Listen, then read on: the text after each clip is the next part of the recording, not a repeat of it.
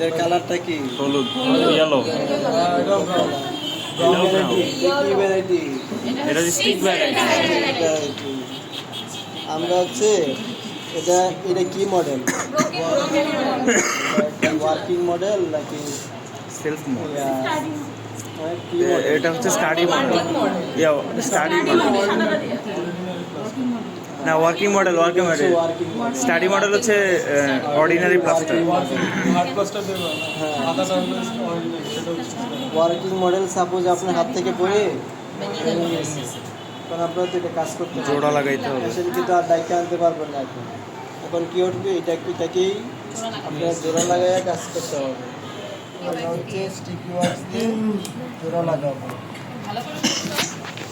এটা সফটেনিং টেম্পারেচার কত হইতে পারে?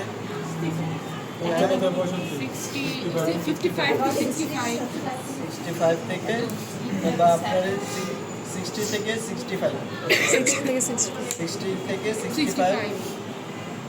সেদিকে তাপমাত্রা। এটা কি সফটেনিং, আর এটা মুভমেন্ট আছে। আমরা তো আগে টু এন্ড ফ্লো মুভমেন্ট করছি, কিন্তু এটা টু এন্ড ফ্লো না। এটা না, এটা রোটারি। এটা এইভাবে রোটারি ঘুরাতে হবে। এটা যদি এভাবে করি তো একদিকে আগুনটা লেগে আপনার একদিকে গলে পড়ে যাবে, আর এইভাবে করলে একটা সমানভাবে লাগবে রোটারি সব পাশেই। বুঝতে পারছেন? তাহলে আস্তে আস্তে এটা সফটেনিং হবে। সফটেনিং হওয়ার পরে আমরা এই ইয়াতে সারফেসে আমরা এই প্যালেট সারফেসে দিব না। প্যালেট সারফেস বা লিপ সারফেস, এটা সারফেসে দিব না। আমরা দেব কি, এটা মোট কথা টিস্যু সারফেসে দেওয়া যাবে না। টিস্যু সারফেসে দেওয়া যাবে না। টিস্যু সারফেস কোনগুলো? এই সারফেসগুলোতে দেওয়া যাবে না। আমরা দিব এই পাশটায়। এটা কোনো সারফেস না, এটা কোনো ইয়া না। হ্যাঁ, এটা এই পাশটায় দিব।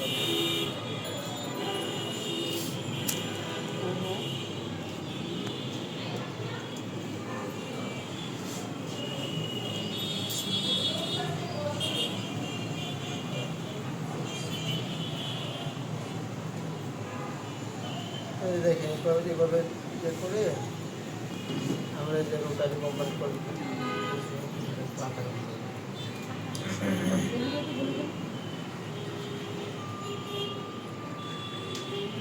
তাড়াতাড়ি গলে গেল পড়ে যে তাড়াতাড়ি এইগুলো দিলে এইগুলো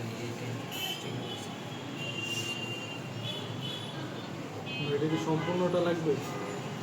লাগতে পারে যতটুকু লাগে।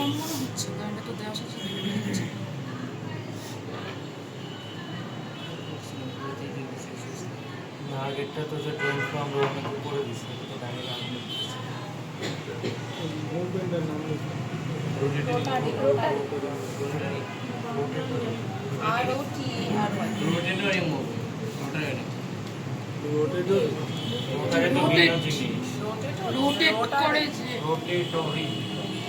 কথা একই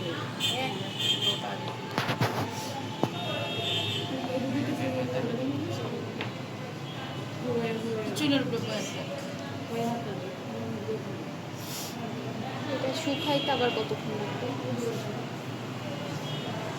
পুরাটাই লাগবে।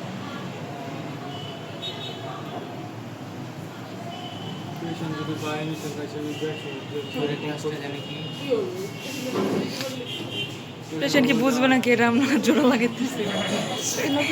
হ্যাঁ, এটা তো পেশেন্টকে দিব না, কাজ করার পরে যেটা হবে সেখানে